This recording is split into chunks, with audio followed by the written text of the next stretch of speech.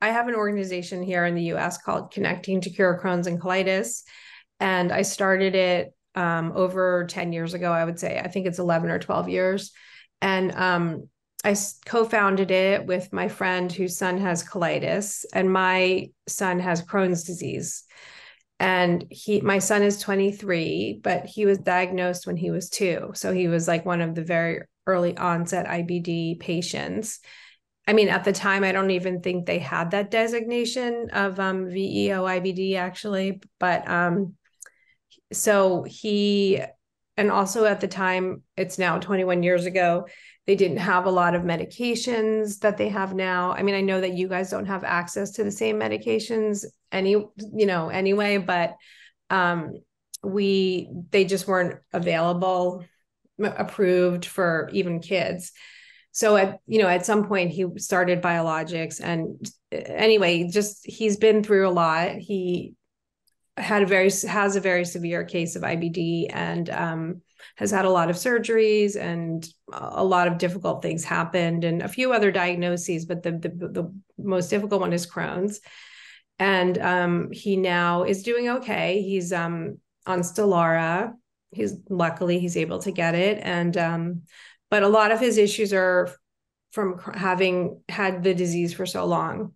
So we started our organization basically to raise money for IBD research. And then we really grew into realizing that people in our community, especially families and parents, needed a lot more support. And so we have support groups for caregivers. We have all kinds of patient and family programming now. And we've also, obviously we do a lot of awareness, because even here, people really don't understand IBD very well. So we provide a community of support for people. We collaborate with a lot of other organizations. Like, that's how I got to Nikhil, because from the Crohn's and Colitis Young Adult Network and Generation Patient, who started by a young woman here who has IBD, and it was diagnosed when she was a child. And we just focus a lot on patient advocacy and really providing support for patients. I mean, there's a lot of other things that we do, but I don't really need to go into it. We have our website, and, if anyone is interested, we can, reach out to us and learn more about us. And so anyway, this project is we're really starting to get into working with like underserved populations, and also just different communities, and expanding like the cultures and the people that we work with. I mean, I have to say that here in Los Angeles, we have a lot of, in the beginning, most of the people that I know who have IBD were Jewish. Our hospital tends to have a large Jewish population. So it's been really interesting to learn more about other cultures and other people and their experience of IBD. So we're working on this cookbook. And so this is part of it, is just to kind of like educate people. And it's really amazing that we have you guys helping with this, or just helping to people to understand how different IBD is all over the world, and especially in India, we're focusing on right now. And so Nikhil has some questions that he was going to ask you guys about, basically related to diet and IBD, because most of the diets that are being researched here, or sometimes dietitians will prescribe, are really not culturally sensitive to what people are actually really eating. And so, like, I know we have someone, Ritu, actually, her name is also Ritu, one of our volunteers who has been working with me for a long time. She's not here today. Her family is Indian. Her mom has colitis, and she started talking to me about like what they eat and how she manages it when she has flares, and how she changes her diet. And it's very different from how someone here in the United States would do that, because obviously our food is different. So I just think it's interesting. And we hope to work with other cultures also on this project, just work, to see how people can apply knowledge to managing their IBD based on diet. So, and then lastly, I'll just say that we also are starting to do a lot of work, I guess, I would say in the mental health field, but also I have someone who's working with me right now who works on how, we're always so busy and running around, and how that can affect flares, and kind of actually providing tools that people can use that are easy, not like you don't have to go see a therapist, but offering tools that people can do at home themselves to kind of self-regulate their nervous system. And I think that's really important, along with diet and medication and anything. So that's another area that we're kind of expanding into. Can you guys introduce yourself first, Dr. Ajit, and then Ritu? I'm Ajit Sood, and I work as a professor and the head of gastroenterology in medical school in Ludhiana. This is up north of Delhi. And besides this, we started organization here in India, the Colitis and Crohn's Foundation India, in 2007. And I am the secretary of that and the founder member. So, the Colitis Crohn's Foundation India does various activities, including conferences and other patient educational activities. And we are very focused on work on IBD. And so we are very happy to have interaction with you and your team. And my teammate Ritu is our main dietitian who looks after the dietary part. And over to Ritu. Thank you, sir. So, sir already introduced me. I've been working with the same hospital as mentioned, Dayanand Medical College and Hospital in Ludhiana. That's a tertiary care center in northern India, and I have I've been working with them for more than 23 years now, and I've been actively involved with IBD patients for past say 7 or 8 years now, and so I'm a clinical dietitian and I have other expertise like working with patients of diabetes, celiac disease, and critical care. But then, yes, working with, I'm really passionate about having worked with Sir on IBD patients. I'm still continuing to do that. Do you collaborate with other organizations outside of India, or, ever? Have you had the chance or opportunity to do that? Yes, I mean, there's another organization in Asia. I mean, Organization of Crohn's and Colitis, and Colitis Crohn's Foundation India has an association with them, and I've been representing India as a observer country member. Though we are not a part of AOCC as such, because AOCC has three members. I mean, it started with China, Japan, and Korea. Okay. So India is one of the main observer country. So, and about publications, they have an official journal named as Intestinal Research, and we are part of the journal. Our organization, Colitis Crohn's Foundation, is also a part of that journal. Okay. Yeah. Are you able to go to conferences, like some of the IBD conferences, like here or in Europe or anything? Do you guys attend those? Yeah, I am a member of International Organization for IBD. Okay. Yeah, which is the main organization. We are three members from India. I mean, I'm one of the three members representing a country in IUIBD. Okay, Nikhil, maybe you should just say a little bit about yourself and then you want to get started with the questions. Yeah, so I'm Nikhil, and I have been dealing with Crohn's disease since 10 years. And I have been a CCFI fellow in the year 2020. And since then, I started my own nonprofit here in India, which is the IBD Patient Support Foundation India. And we have been very grateful and very lucky to have the support of Dr. Ajit and CCF and Dr. Vineet and everyone who have been really guiding us and working with us on a lot of different projects. So yeah, I think that will do. Okay. Yeah. Thank you, Nikhil. Rather, you inspire so many people.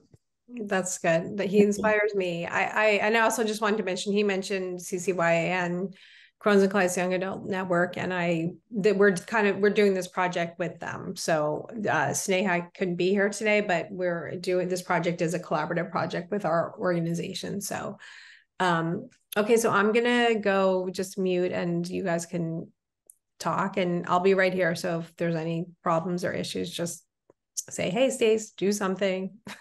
Okay. Thank you so much. Thank you. Okay, so as Stacy said, today we are having a discussion on diet and IBD from kind of a South Asian / Indian perspective. So I have some questions. Some of them are for you, some of them are for Dr. Ritu, and I'll just start asking them. So, sir, my first question is for you. What is the current status of what are the directions in which research, diet-based research is happening in India? Because all over the world, we are seeing nowadays a lot of research is happening in diet and microbiome, and people are experimenting with a lot of diets. So in India, are we doing any research on diet, and what kinds of diets are we researching in India? Yes, thank you, Nikhil. It's a very, very pertinent question. Just to give a few lines background, that we really don't know what causes IBD. But we know that IBD is interplay between genes and environmental factors. And among the environmental factors, diet is the major or the most important factor which has emerged as the main environmental factor. And gradually we have started understanding the role of microbiome in our intestine. And we know that gut dysbiosis, the term which we often use, it actually contributes to pathogenesis of IBD. And gut dysbiosis is to a major extent influenced by what we eat.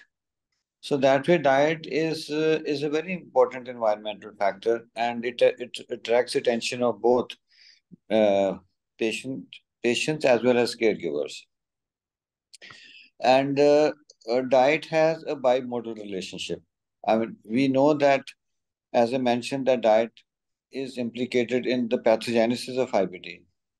And at the same time, there's a lot of research going on, as you mentioned, that what is the role of diet or how can diet contribute in treatment of patients with IBD.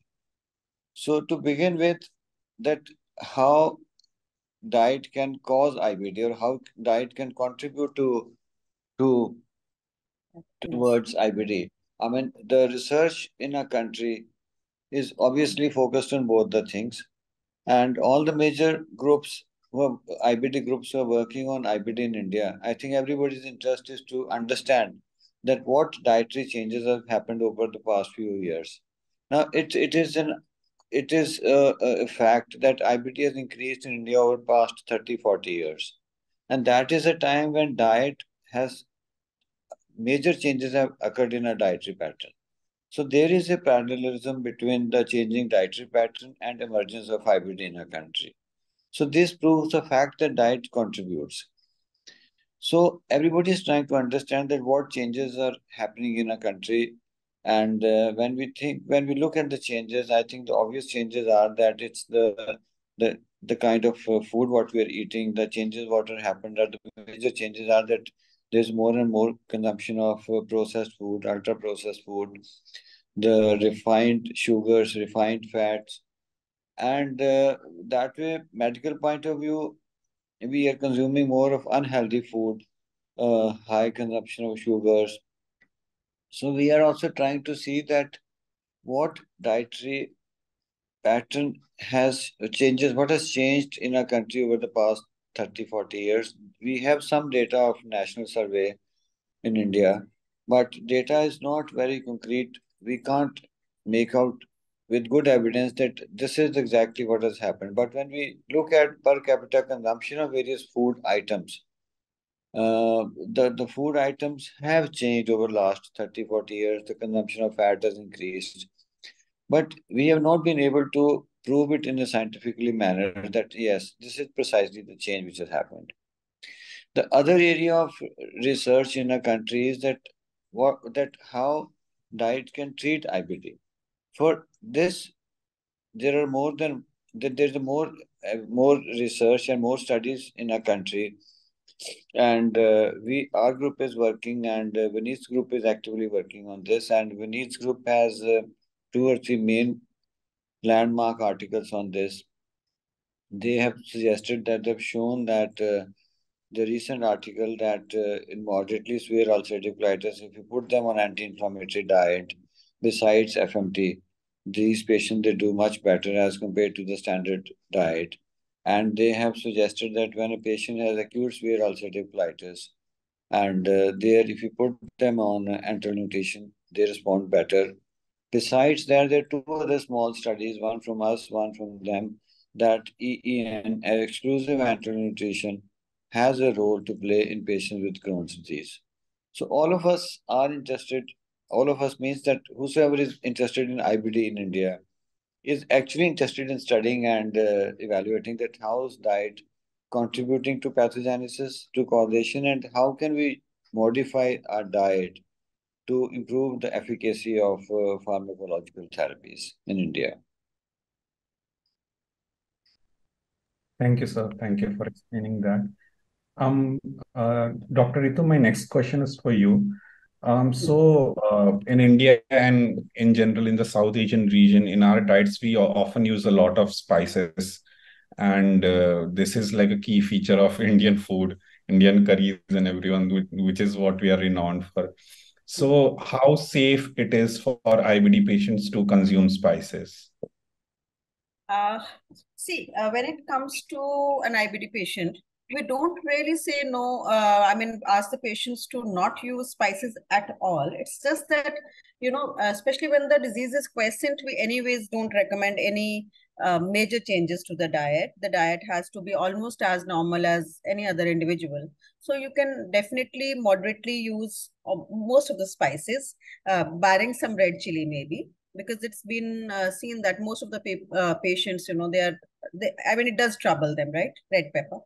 And when the disease is active, of course, we do ask the patients to reduce their spice intake. That's because some of the spices, they act as stimulants, mainly it's the red pepper that's the culprit, or I would say the most annoying or offending spice. Most of the patients, they're very, very happy using dhania and all mild spices anyways, they're very, very okay using them. So when you talk of spices, I guess it's only the pepper which is something that one needs to really check. And as of now, I think even if you talk of Indian or a South Asian diet, we're all somehow moving slightly away from use of spices, because we all realize that it's not really that important to use spices to make the food tasty. There are other things, and I hope you don't mean garlic and ginger when you talk about spices, because I don't consider them as spices, and I definitely ask all my patients to go ahead and use onion, tomato, and garlic and ginger, because I feel they are more important to make a food tasty rather than other dried spices and condiments. So Ritu, so please carry on. Please carry on. No, it's okay. We can always add. Maybe I missed out on something. Yeah. No. I just wanted to ask Nikhil that, Nikhil, can it be an interaction? Can I also discuss a few points with you and you? Yes, sir, it's free. Yeah. I see turmeric is a very commonly used Indian spice, and it's been there have been some studies which say that turmeric is helpful. It does have some anti-inflammatory effect. So I think Indian diet with just enough spices it doesn't really trouble IBD patients, and they should go ahead and use most commonly used spices, barring some chili. And in fact, there has been some literature even on use of black pepper, that it has some benefits. So small amounts of black pepper, at least we do allow our patients to use this. Yeah, Ritu, it's good that you clarified on this. I think the people generally ask that if we have to use a chili, which one should we use?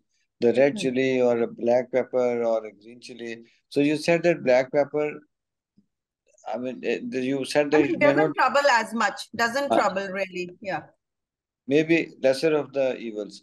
Or the common masala what we use in Indian cuisine is this garam masala, which is a combination of many items. It's not one masala. So, what do you say that garam masala or this should also be No, I said actually what happens is when you talk of garam masala, as you said, it's a combination of many foods, like mainly it's some cardamoms, two types of cardamoms and dhania. and black pepper. Right. So I usually tell patients to make their own garam masala rather than, just buying from whatever is available in the market, because for one thing, it may not actually have all good quality stuff added, and you don't know the exact proportion to which they have been added, right?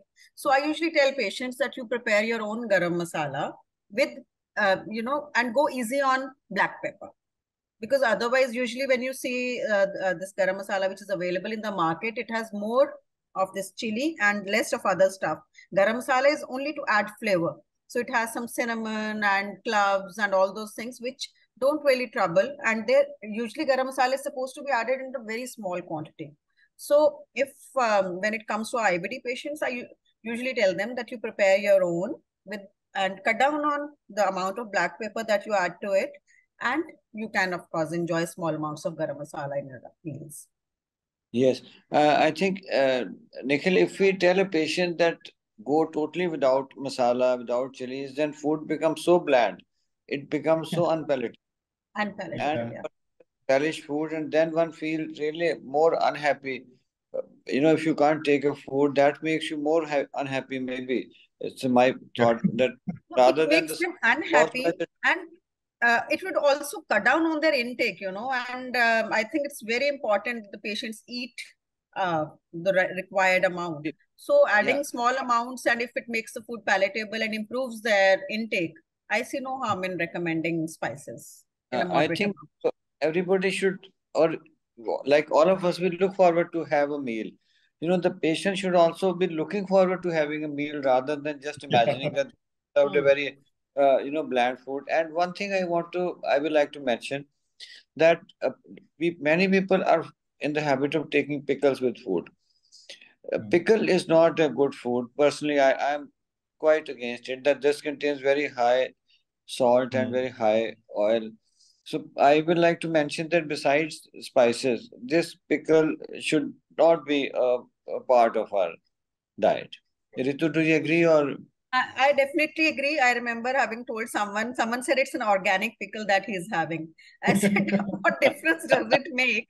Because it's a pickle anyway, right? Yeah. And or otherwise, what we could do is when it comes to pickles, rather than going in for a commercial one, maybe you can make one at home with limited amount of chili and salt added to it.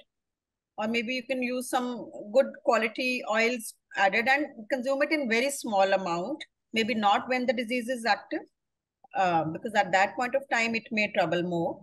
And even when it comes to chutneys, because chutneys and pickles, people in certain parts of India are very fond of consuming chutneys.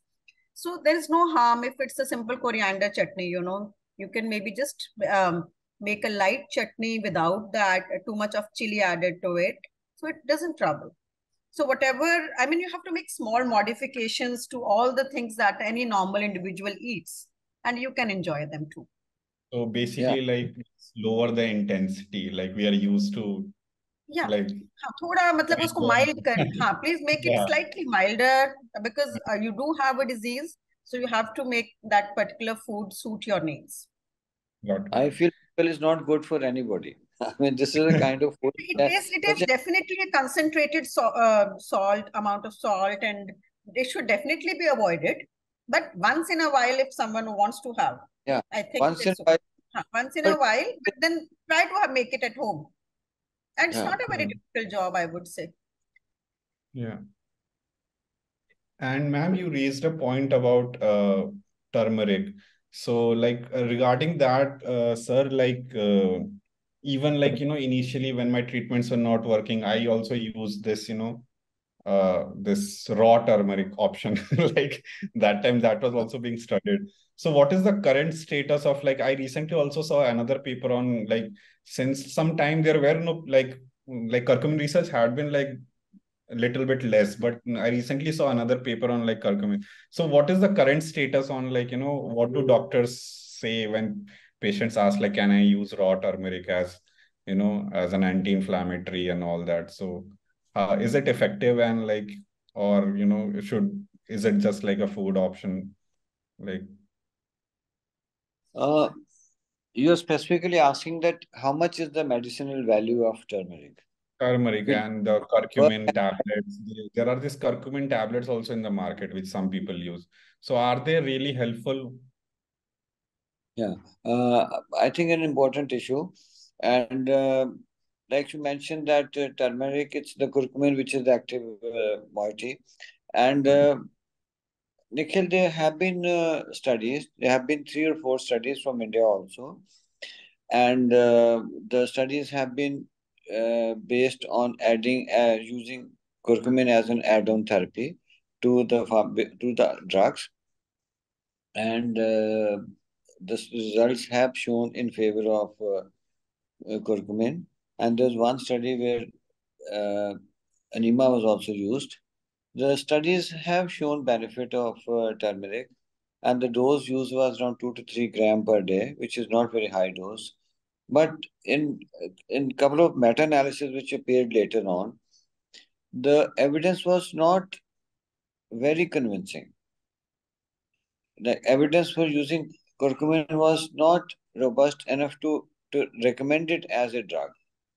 So, like that each patient with IBD has a different genetic makeup, the different response to therapies. There are some of the patients that may not respond in a normal way to the conventional therapies.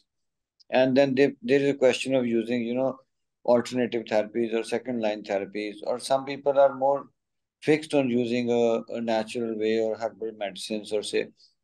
So this category of people who are not responding to the first line of therapy, we can consider. I will say we can consider using it. But if you say that, is there a good enough evidence that we recommend turmeric as a medicine to all patients with IBD? I will say no.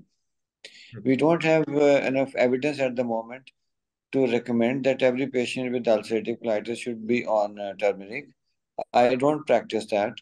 I don't recommend turmeric to rather. I'm not using. I mean, it practice might vary from person to person, but in my practice, I'm not recommending turmeric to even ulcerative colitis patients.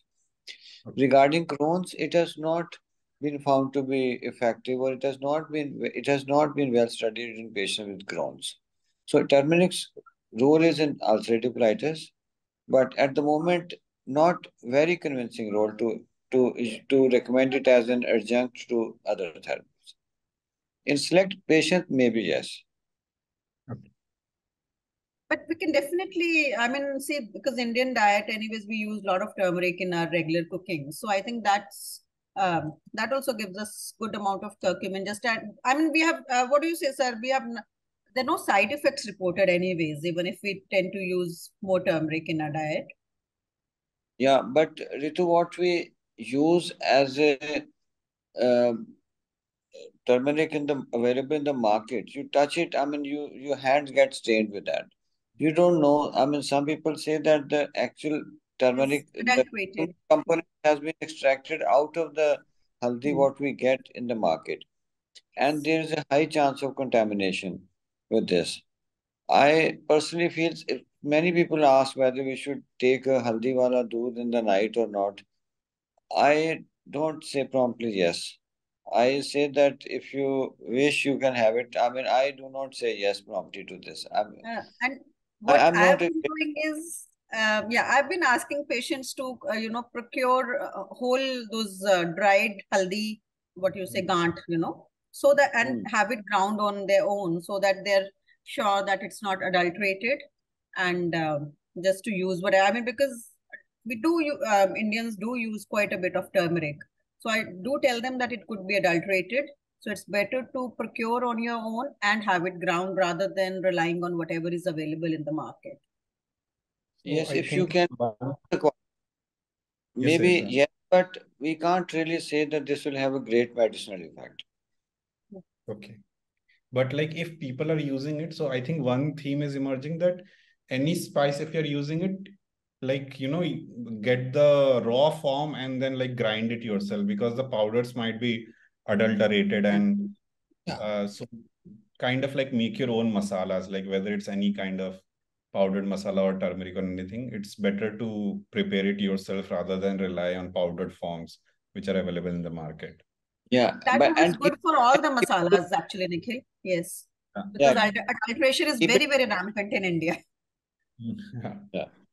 And keep to the minimum use. If I could just add, Nikhil, one point here, that when we talk of these masalas and spices and the other things about the food, I think it's important to go to the habitual diet of a patient, because all patients, for them, there's so much of variation in the families regarding consumption of spices.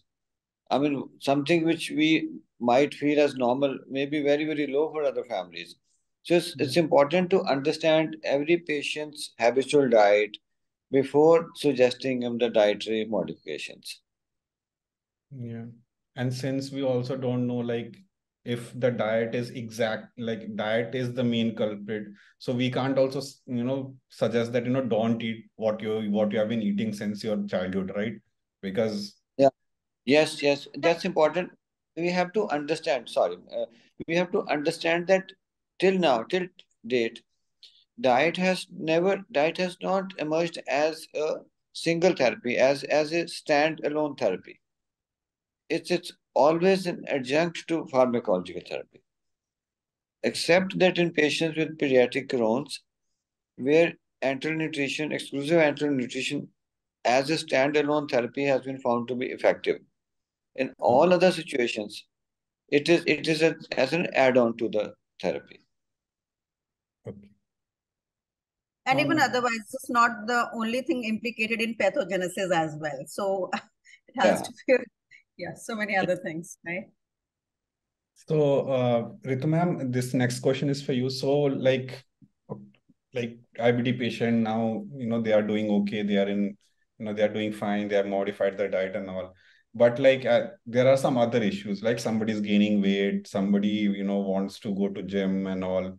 So then there are these very popular diets on the internet, for all these things. Like people are suggesting keto diet, somebody is suggesting carnivorous diet, like entire, meat-based diet. Somebody is suggesting, especially today on social media and influencers, they suggest a lot of different diets, even for chronic illness. Like there are many influencers who will suggest a particular kind of diet for, to reverse your chronic illness and lots of things. So how safe is it for people to, follow these kinds of advice on social media and these kinds of, popular diets, which are, circulating on social media and like, magazines and all these kinds of things? So Nikhil, what I would want to say here is that not all these diets or the protocols may be harmful for IBD patients or for anyone for that matter. But the thing is that all the information that's available on internet may not be authentic. In fact, it is not always authentic. So if at all, there is an IBD patient who's doing well and wants to get into any such kind of a diet, it's always good to refer or to talk to your doctor or a trained dietitian, right? All these influencers, they may not be medically competent, or I would say they would have enough knowledge of the disease. Just talking about keto diet for weight loss doesn't mean anyone can use it, right? I mean, anyone can use it for any kind of disease. It's just one example. Similarly, intermittent fasting and all, right? So every diet may have to be modified to suit a particular patient. So doing it entirely, listening to someone on the internet, okay, he or she did it and they got results, you may not. So it's always good to discuss these kind of options that come to your mind with your dietitian or your physician. And then if he or she recommends, then there is no harm. But of course, it has to be done under supervision. I'm sure you must have seen that there have been people dying of all these trials also because they didn't seek any guidance, medical or professional guidance, and just tried them on their own. So they had, because these things can come with side effects as well. So if at all anything of this type has to be done, should come with the guidance, not otherwise. Yeah. Keto diet, I think, came into use more for patients with cancers. And there it was considered that maybe keto diet helps in patients with malignancies, or it may impact the malignant cells. I think regarding IBD keto diet, there's no study which has shown that benefit of keto diets, and it may actually be pro-inflammatory rather than anti-inflammatory. So at the moment, we can't recommend or we can't discuss keto diet with patients with IBD.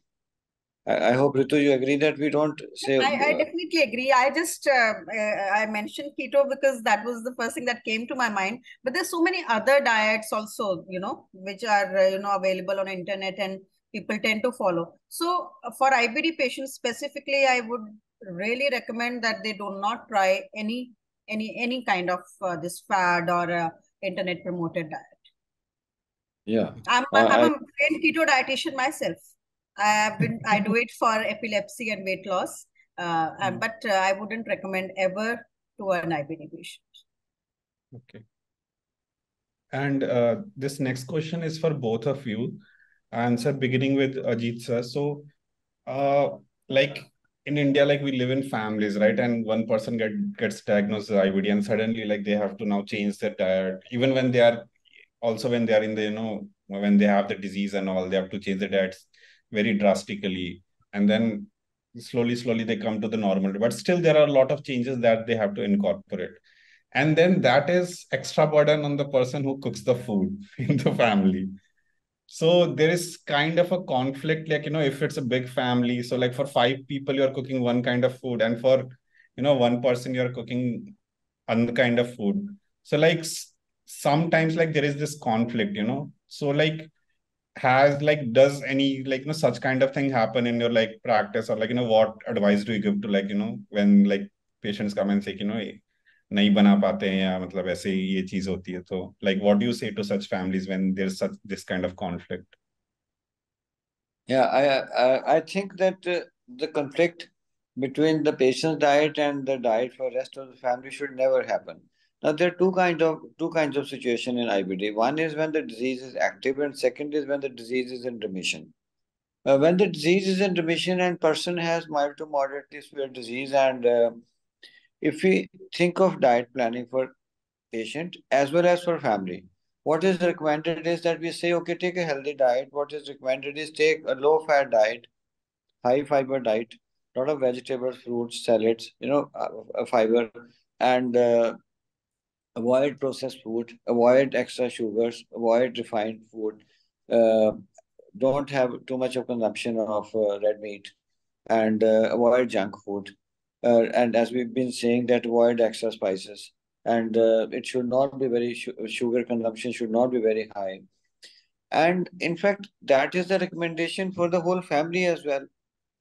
And that is what is recommended for patients with the quiescent disease. So I think there is no question of the conflict should never occur between the patient's diet and the healthy and rest of the family. In fact, if you ask me, if one person suffers from IBD, there's a risk of to the other family member as well. So the family should understand that they should start believing or consuming healthy diet. And if we eat within the purview of healthy diet, then IBD patients' diet will fall well within the range. We don't really need to make any kind of extra effort or extra food, any special dishes for patients with IBD. I think this is what is very important to understand, that there should be no special dishes for patients with IBD, because there's nothing forbidden.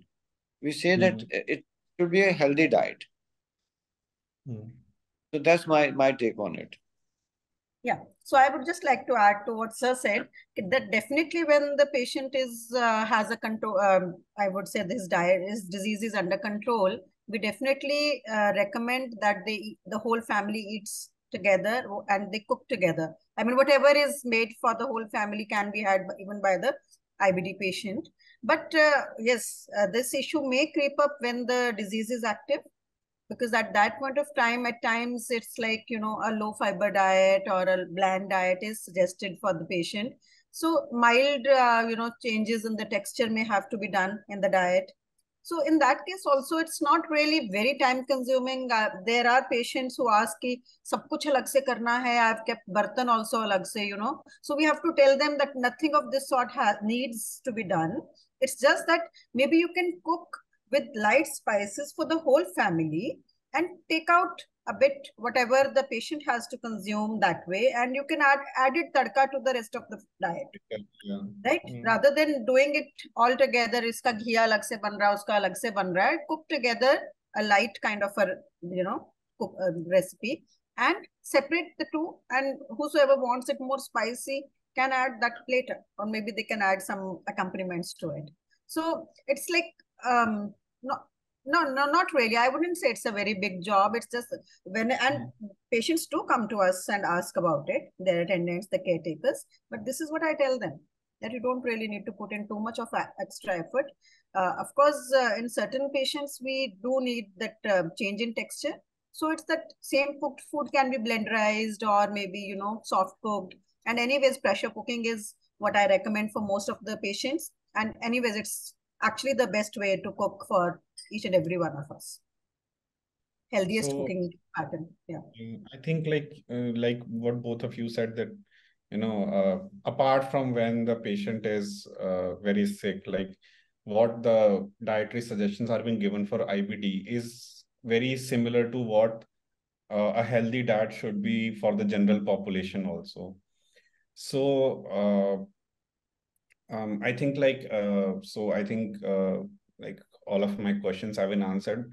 So now I just have one final question, which is like related to this project. So what we are doing is like you said, right? Like patients come with a lot of queries and all, and I think like there's lack of, I don't know, crowd-funded information. Like there's lack of patient-sourced information about what recipes to try, and everyone wants variety, right? Even the patient wants variety, and like even when you give the advice in practice, when we go back to our homes, it's like घर जाके खिचड़ी खानी, we fall back to our khichdi only, khichdi and dahi, khichdi and so what happens is like people feel there's a lack of choice, even though there might not be, but in practical life it often happens that we fall back to the same old bland food, very limited choices.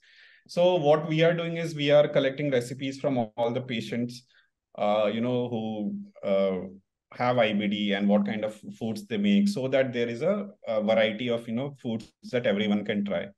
But there's one issue regarding this, like which I want to have some perspective from you both. So like let's say we are collecting all these recipes from patients, right? But every patient is different, like you said, and in IBD, like what works for one person might not work for another person.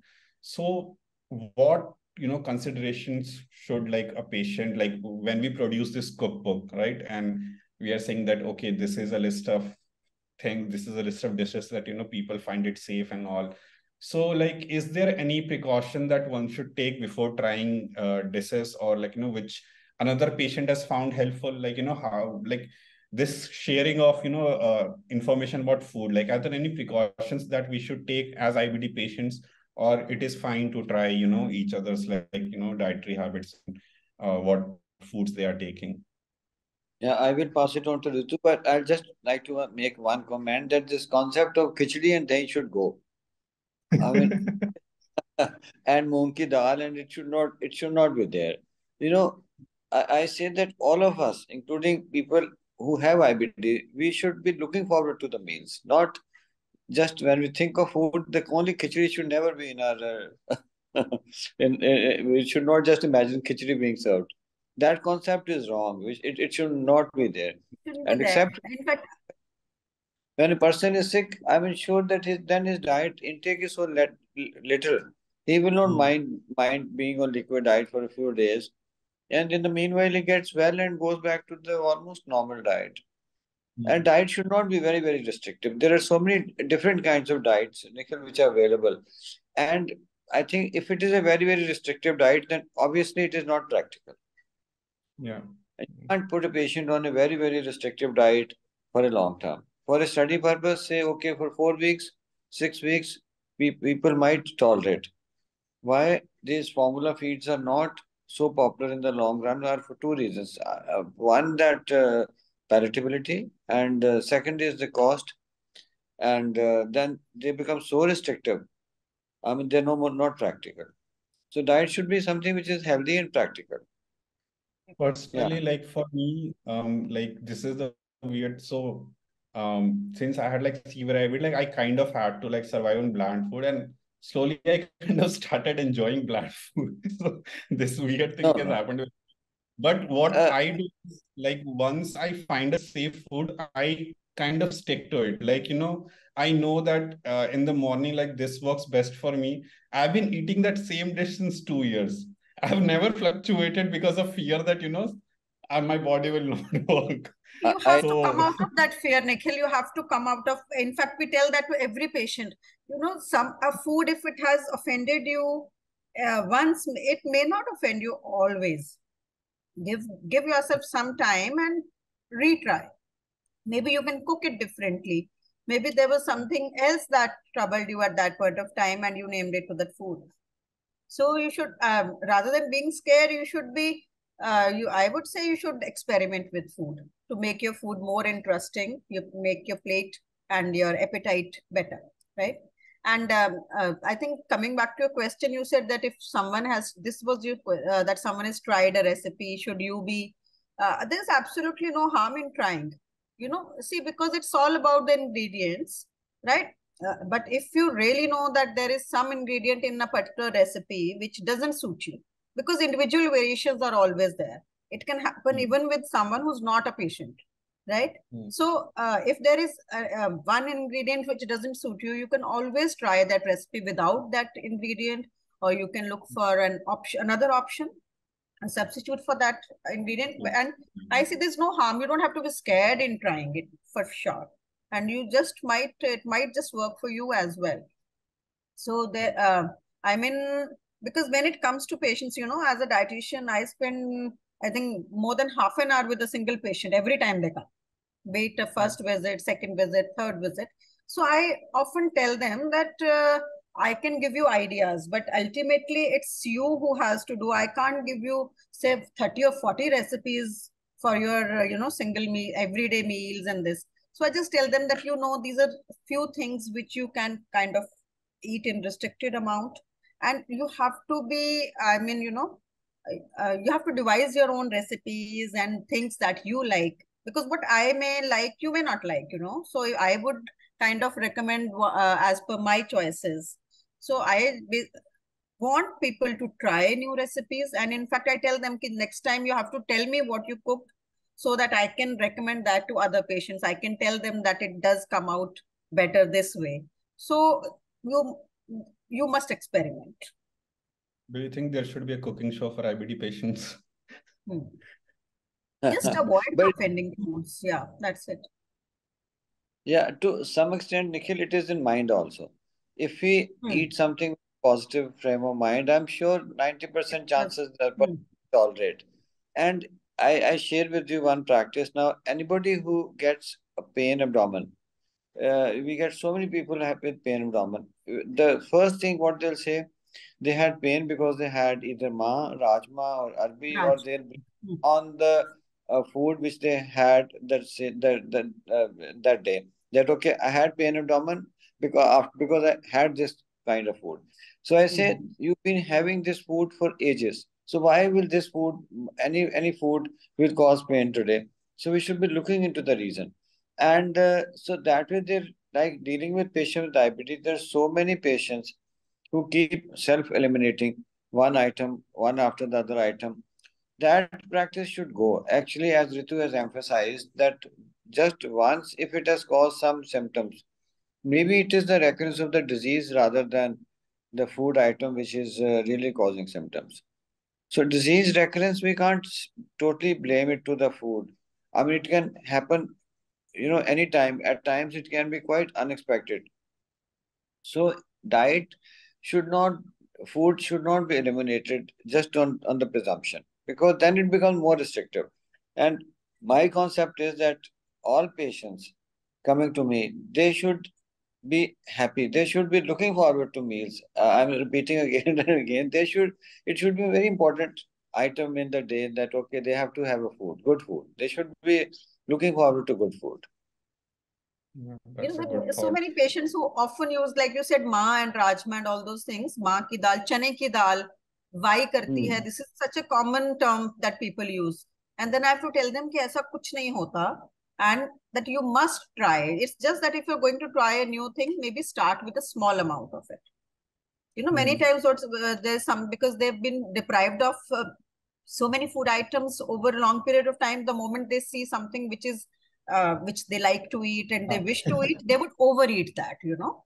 Yeah, And exactly. that could have caused the problem, not the food as such, it's the quantity, right? So whenever it's a new food that you have been scared of, or something that you've really longed to eat, but you've not been eating, do eat, but in small amounts, and you will yourself know whether you're okay eating that or not. And maybe next time you can increase the frequency and the amount of that very food. Yeah, So just one. I would say IBD patient is the best dietitian, I would say. They know, I mean, what they should be eating. It's just that we dietitians can help them make their diet more nutritionally adequate. We can tell them that, okay, this is the amount of protein you need, so these are the foods you must include. But otherwise, when you talk of recipes, an IBD patient is the best judge, I would say. What foods to eat, and yeah. So, Just one point, Nikhil, I wanted to mention that we talk about diet. It should be actually diet, dietary practices, and dietary pattern, diet pattern. Now, cooking practice also influences what happens and how is it cooked and how is it consumed. I mean, that comes under dietary pattern. So it's diet, cooking practices, and dietary pattern. All three parts are important. see, cooking That's right. practices, I definitely say that it's because I did mention that pressure cooking thing, right? I did mention. So similarly, because see, when we talk of fried foods, I'm sure everyone knows by now that deep fried food is bad, mainly because of the type of oil that is used and the temperature used for, you know, frying. So practices in the sense, and I'm sure even in affluent households in India or Asia, if you're talking about, people reuse the oil in which deep frying has been done, just because they don't want to throw it away because of the cost involved, right? So so healthy cooking practices, as I said, I mean, as even sir mentioned, they are very important. So we have to tell patients that if at all you wish to fry once in a while, right, do it in small amount of oil so that it doesn't really trouble you throwing that oil away. People keep a kadai full of oil and keep frying in it every now and then they blame, you know, particular food for that. So it's like cooking practices, how cooking should be done. There's a lot of data that this, you know, air fryer, right? That people think it's a healthy alternative to frying. That air fryer causes a lot of this production of advanced glycation end products, which can even be carcinogenic and has been implicated even in pathogenesis of IBD. In fact, most diseases. So cooking the right way and in the, I would say, using good quality ingredients, and of course, the right amount of food. So all these things are important, not just what you're eating. Yeah. Thank you, Dr. Ajit and Dr. Ritu for sharing all that information with us and having this talk with us. Stacey, are you there? I think we are okay to, like, is there anything? Okay. Yeah, I just wanted to make a few comments. It was very interesting. I loved the discussion because I think that a lot of the theme was, you know, because we talk here every time if you see it, I've been through all of these things with my son over the past 20 years. He was on enteral nutrition. And like you said, that's the one thing that has been studied to show improvement, and he needed to go on it at that time.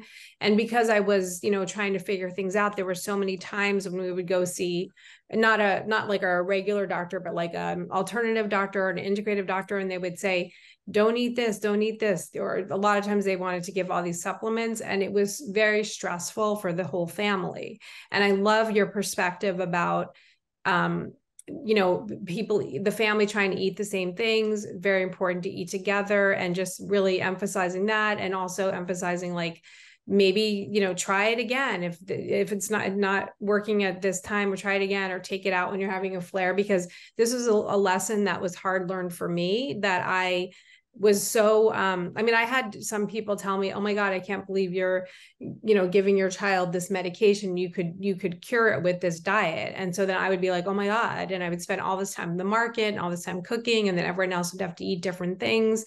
And I'm so grateful that I've learned this lesson now, so that I can impart this information to other families, because I talk to them all the time and they're always like, but my daughter doesn't want to eat this way. And I say, you know, that's causing probably more stress in the family and for your child. And that might be affecting their IBD in a much negative way, you know. And like we all said, diet is important, but it's not the only important. There's a lot of things that go along with it. And that's why it's so important to have different perspectives, because I do believe that just eating together and like you said, Dr. Ajit, like enjoying the food and not making it something so negative. And people here have a lot, you know, I don't know what it's like there, but a lot of the patients develop, and some of them develop like eating disorders because of all of this.